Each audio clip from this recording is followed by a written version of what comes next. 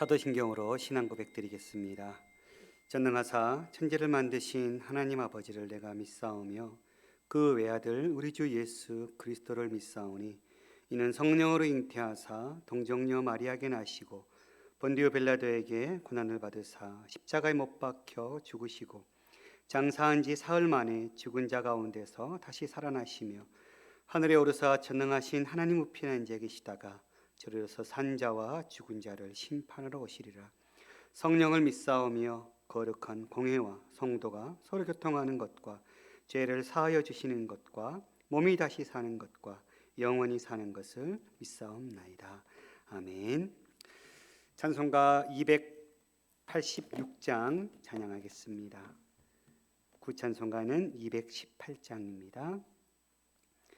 주 예수님 내 맘에 오사 날 붙들어 주시고 내 마음에 새 힘을 주사 늘 기쁘게 하소서. 사랑의 주 내 마음속에 찾아오사 내 모든 죄 사하시고 내 상한 맘 고치소서. 주 예수님 내 맘에 오사 내 손 다시고 내 무거운 짐 맡아 주사 참 평안을 주소서. 사랑의 주 내 마음속에 찾아오사 내 모든 죄 사하시고 내 상한 맘 고치소서. 주 예수님 내 맘에 오사 날 정결케 하시고 그 은혜를 내 맘에 채워 늘 충만케 하소서. 사랑의 주 내 마음속에 찾아오사 내 모든 죄 사하시고 내 상한 맘 고치소서. 주 예수님 내 맘에 오사 내 길 인도하시고 주 성령을 내 맘에 채워 늘 충만케 하소서. 사랑의 주 내 마음속에 찾아오사 내 모든 죄 사하시고 내 상한 맘 고치소서. 아멘. 오늘 말씀 에스겔 37장 1절부터 14절 말씀입니다. 여호와께서 권능으로 내게 임재하시고 그의 영으로 나를 데리고 가서 골짜기 가운데 두셨는데 거기 뼈가 가득하더라. 나를 그 뼈 사방으로 지나가게 하시기로 본즉 그 골짜기 지면에 뼈가 심이 많고 아주 말랐더라. 그가 내게 이르시되 인자야 이 뼈들이 능히 살 수 있겠느냐 하시기로 내가 대답하되 주 여호와여 주께서 아시나이다.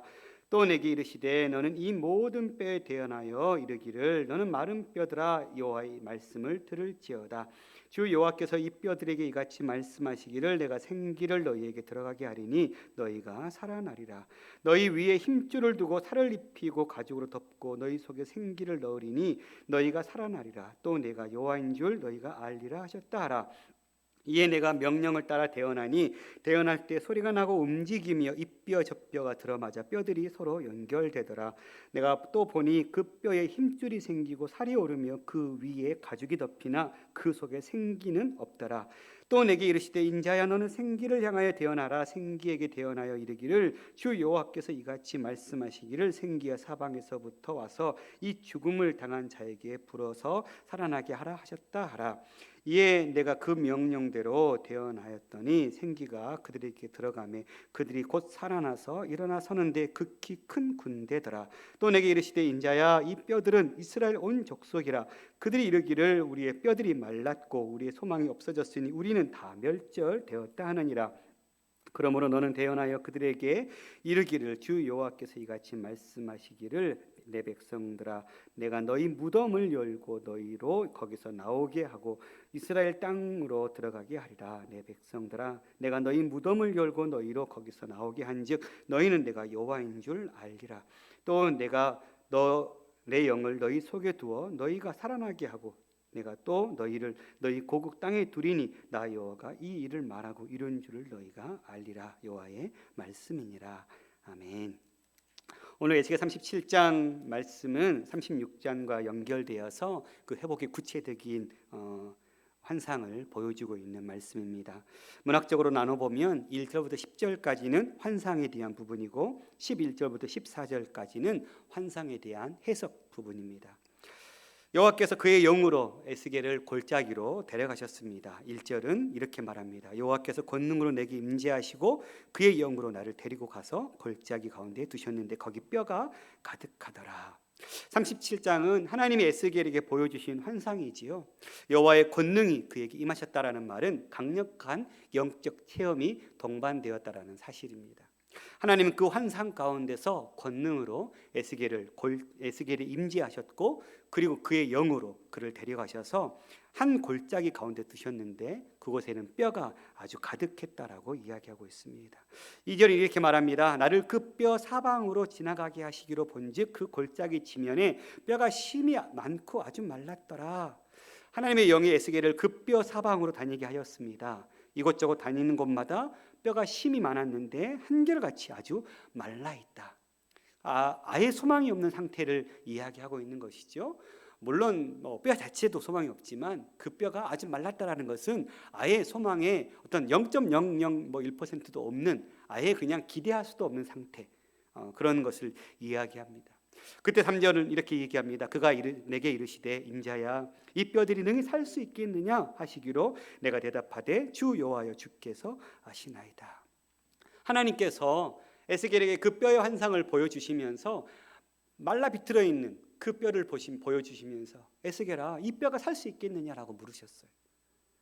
당연히 에스겔 입장에서 그 뼈를 바라봤을 때 살 수 없다라고 대답할 수밖에 없었을 거예요. 그런데 에스겔은 참 지혜롭게 대답합니다. 주 여호와여 주께서 아시나이다. 이것은 하나님에 관해서 너무나 잘 알고 있는 사람의 대답이지요. 하나님이 능히 행하실 수 있습니다라는 고백입니다. 내가 내 인간적인 눈으로 볼 때는 좀 불가능한 일입니다. 있을 수 없는 일입니다. 절대 그런 일이 일어날 수 없습니다. 이지만 그러나 하나님이 행하시면 하나님이 계획하시고 하나님이 일하시면 하나님은 행하실 수 있는 분입니다. 이런 고백인 것이죠.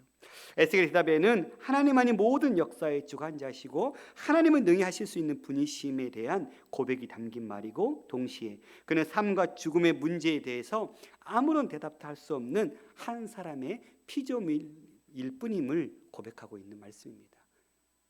나는 할 수 없습니다. 또 내 생각에는 전혀 그런 일이 일어날 수 없다고 생각합니다. 그런 존재입니다. 그러나 하나님이시라면 그 뼈를 능히 살게 할 수 있는 분이신 줄 믿습니다. 그러니 주님께서는 아십니다. 이렇게 대답한 거죠. 하나님은 에스겔에게 마른 뼈를 향해 선포하라고 말씀하십니다. 4절에서 6절. 또 내게 이르시되 너는 이 모든 뼈에게 대언하여 이르기를 너는 마른 뼈들아 너희 마른 뼈들아 여호와의 말씀을 들을지어다. 주 여호와께서 이 뼈들에게 이같이 말씀하시기를 내가 생기를 너희 속에 들어가게 하리니 너희가 살아나리라. 너희 위에 힘줄을 두고 살을 입히고 가죽으로 덮고 너희 속에 생기를 넣으리니 너희가 살아나리라. 또 내가 여호와인 줄 너희가 알리라 하셨다 하라. 하나님은 모든 뼈들을 향해 너희 마른 뼈들아 여호와의 말씀을 들을지어다라고 선포하라고 말씀하십니다. 그리고 이어서 너희 속에 생기를 넣으리니 너희가 살아날 것이라고 대언하게 하셨습니다. 하나님은 그 마른 뼈들이 살아나기를 원하셨습니다. 그래서 에스겔로 하여금 하나님의 말씀을 대언하게 하신 것이죠. 하나님의 에스겔로 하여금 대언하게 하신 말씀 중에 주목할 만한 것이 두 가지가 있습니다. 첫 번째는 너희 마른 뼈들아 여호와의 말씀을 들을지어다라고 이야기했습니다. 마른 뼈가 살아나기 위해서는 뭐가 필요합니까? 하나님의 말씀을 들어야 했습니다. 마른 뼈와 같은 우리가 진정한 부흥을 경험하기 위해서는 하나님의 말씀을 들어야 합니다. 귀로 듣는 것이 아니라 마음으로 들어야 하고 영혼으로 들어야 하는 것이죠. 그냥 듣는 것이 아니라 어떤 말씀을 주시든지 생명 다해 순종하고자 하는 그 마음과 자세로 들어야 하는 것이죠. 그래야 할 때 우리 가운데 부흥이 일어나는 것입니다. 부흥의 시작은 하나님의 말씀입니다. 하나님의 말씀이 우리의 삶 가운데 충만하게 채워질 때 그 말씀으로 인하여서 우리의 삶에 진정한 부흥이 일어날 줄 믿습니다. 또 다른 하나는 내가 생기를 너에게 들어가게 하리니 라는 말씀입니다. 생기는 곧 성령을 가리킵니다. 하나님이 성령을 마른 뼈에 불어넣으셔야 마른 뼈가 살아날 수 있는 것입니다. 마른 뼈와 같은 우리가 부흥을 경험하기 위해서 성령으로 충만해져야 합니다. 주의 말씀을 들어야 하고 그리고 성령으로 충만해져야 하는 이 두 가지가 우리 가운데 채워질 때 우리에게는 진정한 부흥을, 영적 부흥을 경험하게 되는 것이죠. 우리는 성령을 사모해야 하고 성령으로 충만하기를 소원해야 합니다.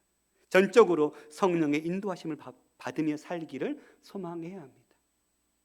그러니 두 가지 말씀, 날마다 주의 말씀을 깨닫고 배우고 읽고 묵상하는 일에 힘쓰고, 그리고 또 한편에는 그 성령께서 우리 가운데 충만히 임재하시기를 소망하고 성령의 충만을 간구하는 그런 삶을 살아낼 때 마른 뼈와 같은 인생 속에서도 다시 생명이 솟아나게 되는 그런 역사가 일어나게 된다는 사실입니다. 하나님께서 진정 원하시는 부흥을 경험하는 것은 하나님의 말씀과 성령입니다. 이것을 결코 잊지 말아야 될 것인 줄 믿지 말아야 할 것입니다. 그리고 온 마음과 정성으로 말씀을 대하고 성령을 사모할 수 있기를 바랍니다. 에스겔이 하나님의 명령에 따라 마른 뼈를 향해 대언했을 때 어떤 일이 일어났습니까? 7절에서 10절입니다. 이에 내가 명령을 따라 대언하니 대언할 때 소리가 나고 움직이며 이 뼈 저 뼈가 들어맞아 뼈들이 서로 연결되더라. 내가 또 보니 그 뼈에 힘줄이 생기고 살이 오르며 그 위에 가죽이 덮이나 그 속에 생기는 없더라. 에스겔은 하나님 명하신 대로 마른 뼈를 향해서 대언했습니다. 그러자 소리가 나고 뼈들이 움직이기 시작했습니다. 이 뼈 저 뼈가 들어맞기 시작하고 서로 연결되면서 그 위에 힘줄이 생기고 살이 오르기 시작했습니다. 그렇지만 생기는 없었습니다. 마치 시체처럼 생기는 없지만 사람의 모습을 갖추게 된 것이죠. 이 생기, 로아흐는 숨, 생명의 기식, 바람, 신, 생명, 기운, 이런 말씀으로 단어로 사용되는 그런 단어입니다. 이 단어가 9절에서는 바람으로, 14절에서는 내 영으로 번역되기도 했습니다. 여기에서는 생명의 기운, 곧 생기의 의미가 가장 적합하죠. 이것을 호흡으로 번역한다 하더라도 그 의미는 생명의 기운으로서의 호흡인 것이죠. 생명체를 살아나게 하는 근본적인 힘을 가리키는 말씀입니다. 살아나긴 했지만 생명이 없는 상태, 생명의 기운이 없는 상태, 생명의 호흡이 없는 상태.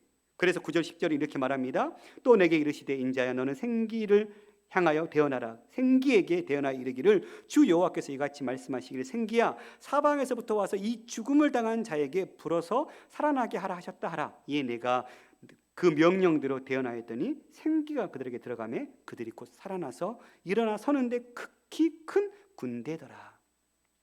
하나님의 에스겔에게 이제는 생기를 향하여 대언하라고 말씀하셨습니다. 에스겔은 하나님이 명하신 대로 생기를 향하여 대언했던 것이죠. 주 여호와께서 같이 말씀하실 생기야, 사방에서부터 와서 이 죽음을 당한 자에게 불어서 살아나게 하라.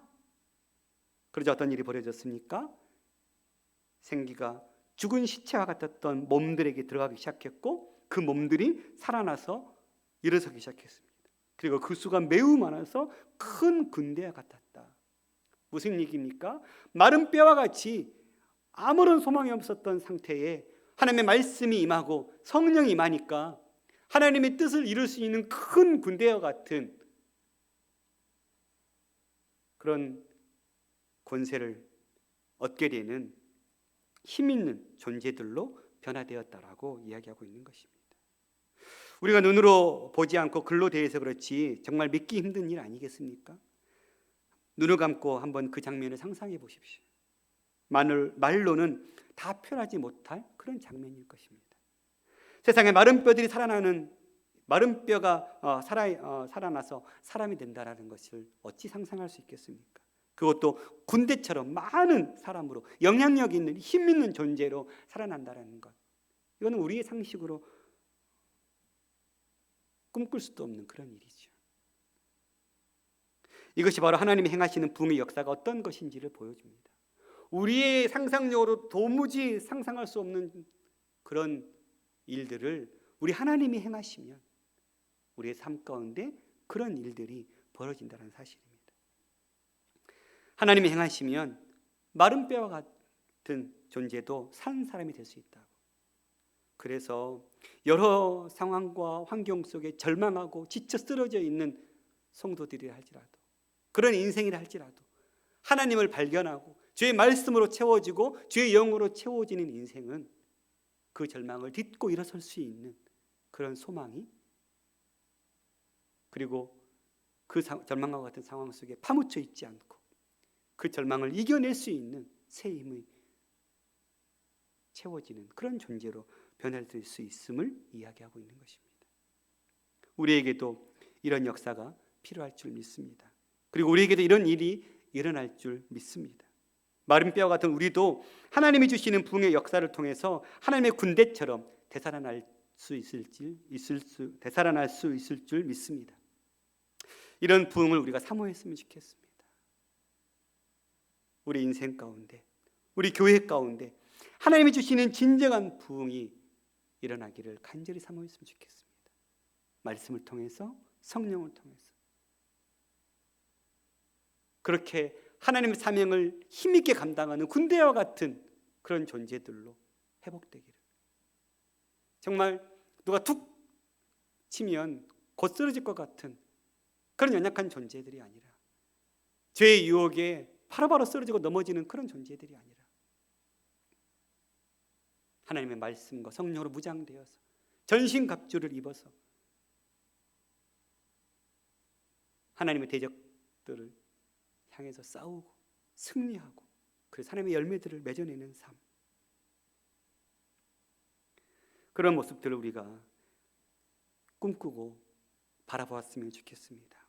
오늘 11절에 그 뼈들은 누구라고 말씀하고 있습니까? 또 내게 이르시되 인자야 이 뼈들은 이스라엘 온 족속이라. 그들이 이르기를 우리의 뼈들이 말랐고 우리의 소망이 없어졌으니 우리는 다 멸절되었다 하느니라.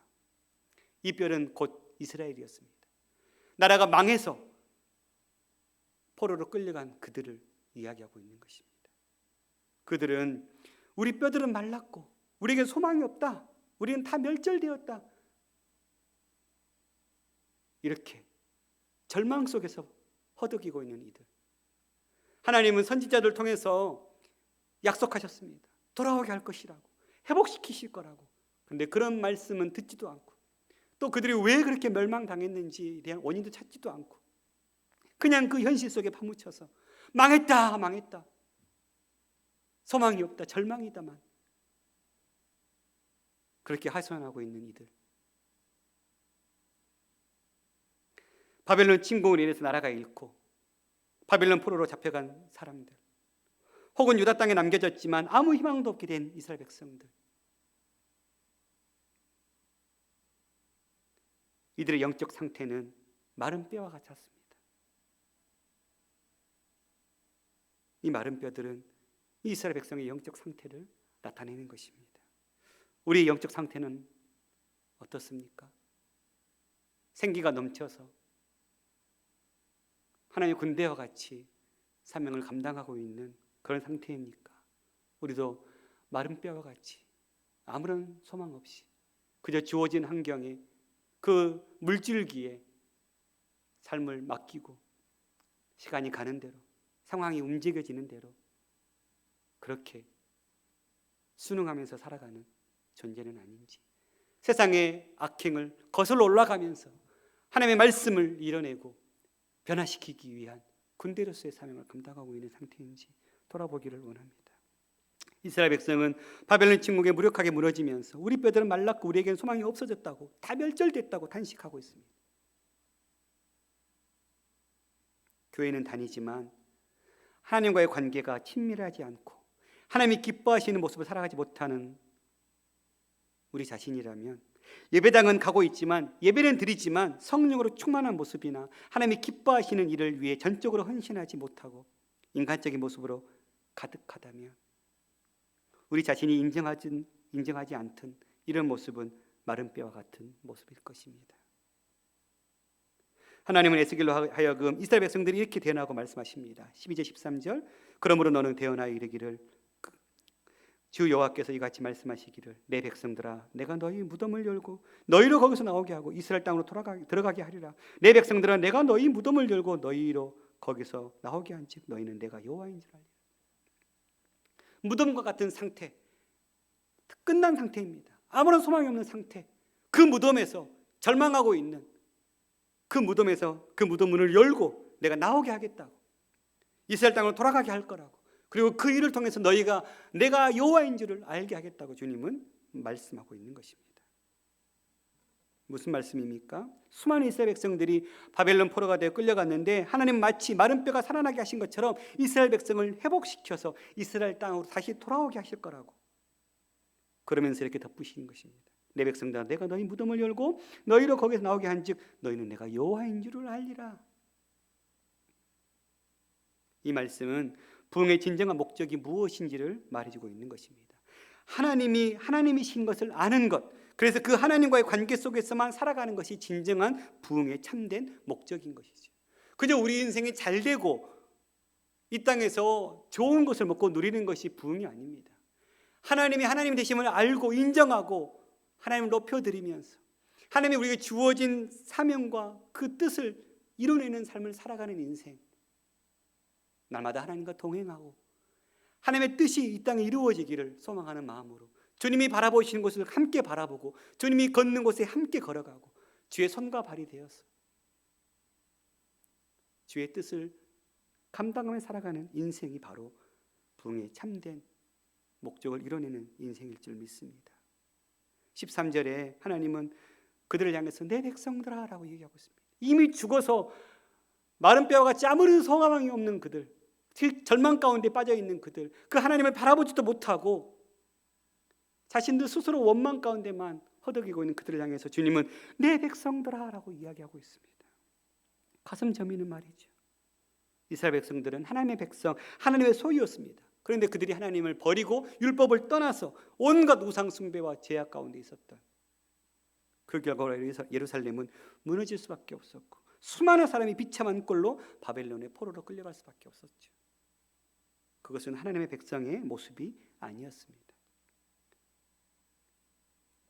특히 14절에 내 영을 너희 속에 두어라고 약속하시는 이 약속의 말씀은 지난 주일에 봤었던 30절 27절에 나오는 표현이죠. 이 구원의 역사는 단순히 바벨론에서의 회복만 의미하는 것이 아니라 하나님께서 그들의 영혼에 새로운 생명을 주시며 새 영을 부어주셔서 그들로 하여금 하나님의 온전한 백성으로 살아갈 수 있게 하시는 영적 부활과 구원의 역사와도 베푸실 것을 약속하시는 그의 성령이 임하게 될 것을 약속하시는 말씀입니다.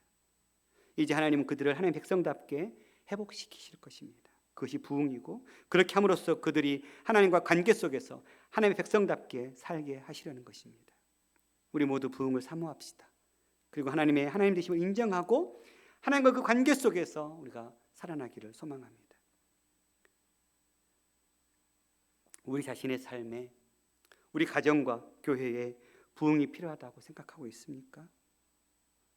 하나님은 에스겔에게 인자야 이 뼈들이 능히 살 수 있겠느냐라고 물으셨었습니다.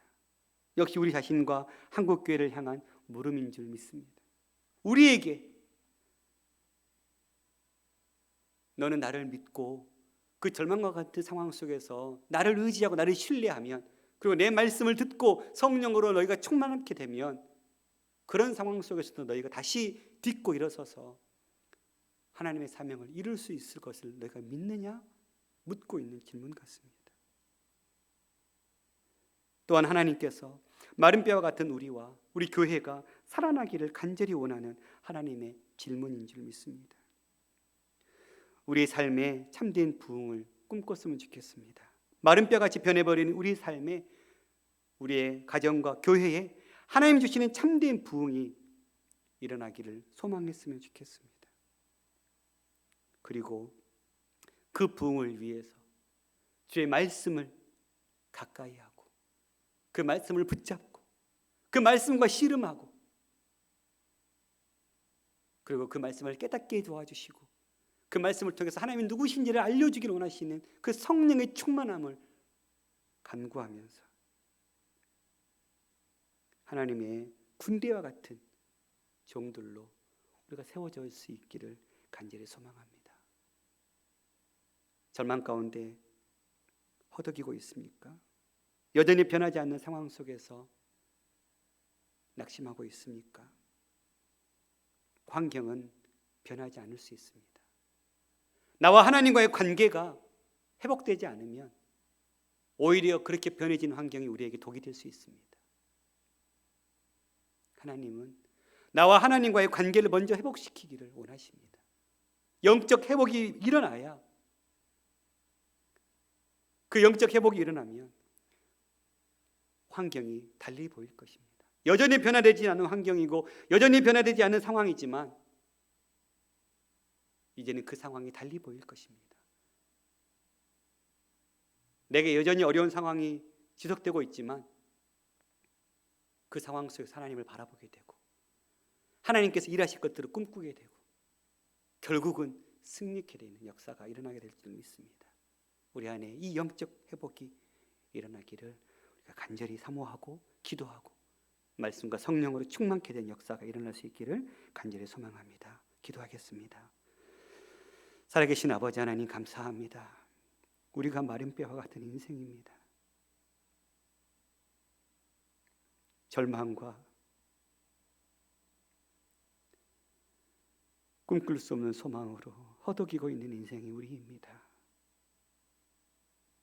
그러나 하나님은 그런 우리를 그렇게 내버려 두지 아니하시고 다시 말씀으로 성령으로 이렇게 세워주셔서 큰 군대와 같은 존재로 우리를 변화시키셔서 다시금 주의 나라와 주의 영광 위에 세워주실 것을 말씀하고 있는데 우리가 이 말씀 앞에 아멘으로 화답하고 우리가 그렇게 큰 군대와 같은 존재가 되도록 마른 뼈와 같은 존재가 아니라 하나님의 영적 큰 군사와 같은 존재가 되기를 사모하면서 우리의 삶 가운데 말씀과 성령으로 충만케 되는 역사가 진정한 영적 부흥의 역사가 일어나게 도와 주옵소서.